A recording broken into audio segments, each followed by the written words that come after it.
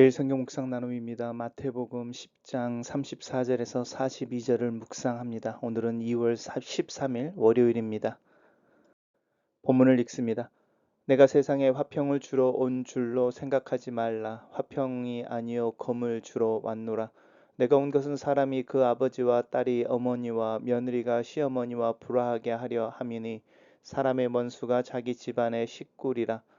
아버지나 어머니를 나보다 더 사랑하는 자는 내게 합당하지 아니하고 아들이나 딸을 나보다 더 사랑하는 자도 내게 합당하지 아니하며 또 자기 십자가를 지고 나를 따르지 아니하는 자도 내게 합당하지 아니하니라.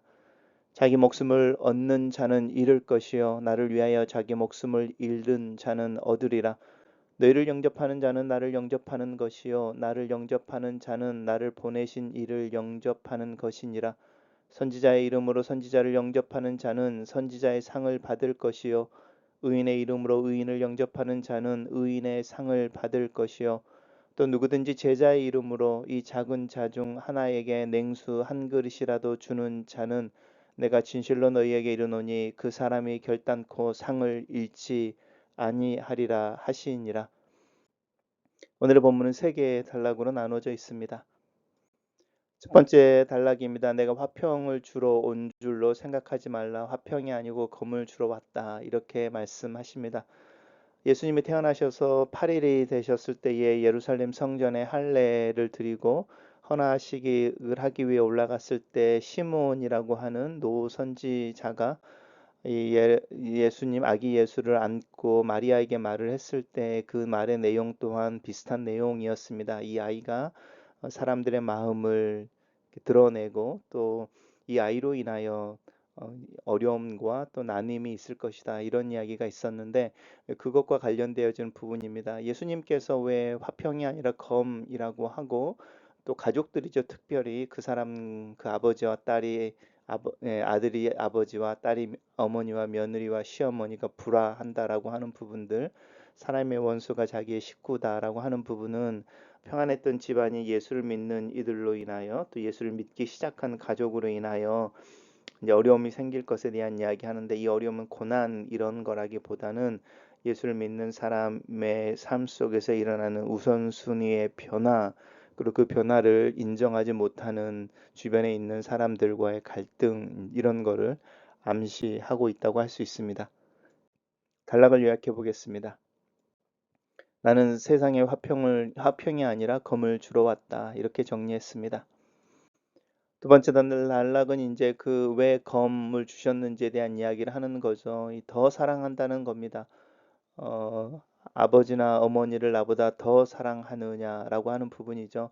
예수님이 부활하신 후에 베드로에게 나타났을 때 물어본 질문과도 같죠. 베드로에게 너희가 네가 이 사람들보다 더 나를 사랑하느냐라고 말하는 부분과도 연관되어집니다. 우선순위의 문제를 계속 이야기하고 있습니다. 아들이나 딸보다 더 나를 사랑하는가?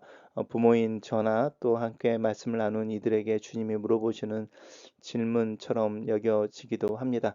자기 십자가를 지고 나를 따르지 않는 자라고 하는 이 자기 십자가라고 하는 부분은 예수 그리스도를 따르는 데 있어서 예수님을 최우선순위에 두기 위해서 우리가 치르는 대가, 자기 부인이라고 하는 부분과도 연관되어집니다.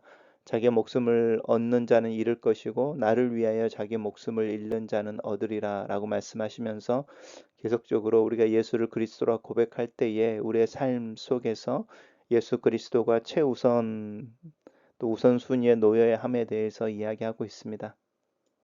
단락을 요약해 보겠습니다. 예수님보다 더 사랑하는 것이 있는 자, 자기 십자가를 지고 예수님을 따르지 않는 자, 자기 목숨을 위해 예수님을 부인하는 자는 예수님에게 합당하지 않는 자들이다. 이렇게 정리해 봤습니다. 마지막 단락입니다. 예수님을 최우선 순위로 두고 살아가는 사람, 그 사람은 예수님과 동일한 대접과 대우를 받는 사람이 됩니다. 너희를 영접하는 자는 나를 영접한 것이요 나를 영접하는 자는 아버지를 하나님을 영접하는 것입니다. 누구든지 제자 이름으로 이 작은 자 하나에게 냉수 한 그릇을 주는 자, 우리를 환대하고 우리를 위로하고 또 우리의 필요를 채워주는 이들, 그들이 우리 때문에 결코 상을 잃지 않게 될 것입니다. 왜냐하면 우리는 예수 그리스도를 최우선순위에 두고 살아가는 사람들이어서 그렇습니다. 단락을 요약해 보겠습니다. 너희를 영접하는 자는 나를 영접한 것이요 나를 영접하는 자는 나를 보내신 이를 영접한 자다. 이렇게 정리했습니다. 매일 성경 묵상의 본문입니다. 제자들은 화평하게 하는 자이고 예수님은 화평의 왕이시며 천국은 화평의 나라이지만 그 화평은 하나님과 화목하기 위해 세상과의 불화를 기꺼이 감수하는 자들에게만 주어집니다. 세상은 쉽사리 자기 나라를 포기하지 않을 것이고 사람들은 완강하게 새 주권을 거절할 것이므로 천국의 화평을 위한 세상과의 갈등은 어쩔 수 없습니다. 자신의 안정 욕구를 충족하기 위한 자기 중심성에서 벗어나 하나님의 통치 아래 들어가는 것이 부름받은 하나님 나라 백성의 모습입니다. 내 주변의 모든 관계를 펼쳐놓고 예수님을 최우선하여 섬길 수 있도록 다른 관계들을 재배치해야 합니다. 부모와 자녀, 친구와 이웃, 세상에서의 관계들이 예수님의 주권 아래에 있을 수 있도록 재정렬해야 합니다. 예수님의 시대에 십자가를 진다는 것은 사형수가 처형 도구를 짊어지고 사형장으로 걸어가는 공개적인 수치를 의미했습니다. 십자가는 예수님이 짊어지신 우리의 죄의 문제가 얼마나 심각했는지를 깨닫게 하는 데서 그치지 않습니다. 깨달음 그 이상입니다. 십자가는 예수님에게 순종하는 이들이 직면해야 할 현실입니다.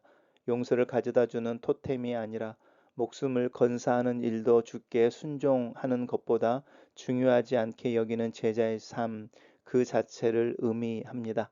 자기 힘으로 살아가는 사람은 아무것도 없기에 스스로 자기 목숨을 보존하려는 이들은 하나님을 인정하지 않는 자들이지만 그리스도를 위해 자기 목숨을 내어놓는 이들은 생명의 주인을 인정하는 자이기에 영원히 죽지 않을 것입니다. 가족 사랑은 하나님이 정하신 법이지만 하나님보다 더 사랑하는 것을 허용하지 않는 것도 하나님의 법입니다. 지나친 가족의 사랑, 자식 사랑, 자기 사랑이 제자의 삶을 외면하는 핑계가 될 수는 없습니다. 제자들은 그리스도의 말씀과 삶을 드러내고 하나님 나라가 임하였음을 알리는 책임이 있었기에 이 제자들을 영접하는 것은 곧 예수 그리스도를 영접하는 것으로 여기십니다. 주님은 하나님 나라 복음을 전하는 이들을 위하여 내미는 작은 정성과 사랑을 기억하시고 그것을 보상해 주십니다. 글로 쓰는 기도입니다. 주님의 말씀 앞에 두려움으로 섭니다. 주님보다 더 사랑하는 것이 많은 것을 깨닫습니다. 두 주인을 겸하여 섬길 수 없다는 주님의 경고 앞에 섭니다. 주님을 가족보다 더 사랑하고 주님을 위해 가족을 사랑할 수 있기를 기도합니다. 주님을 사랑하는 일에 내 목숨까지도 내어놓을 수 있는 용기를 위해 기도합니다. 우선순위를 정하는 일에 있어서 항상 주님이 첫 번째 자리에 있기를 결단해 봅니다. 예수님의 이름으로 누군가를 섬기고 예수님의 이름으로 섬김을 받을 줄 알며 복음을 전하는 자로 하루를 살게 하시옵소서. 예수님 이름으로 기도합니다. 아멘.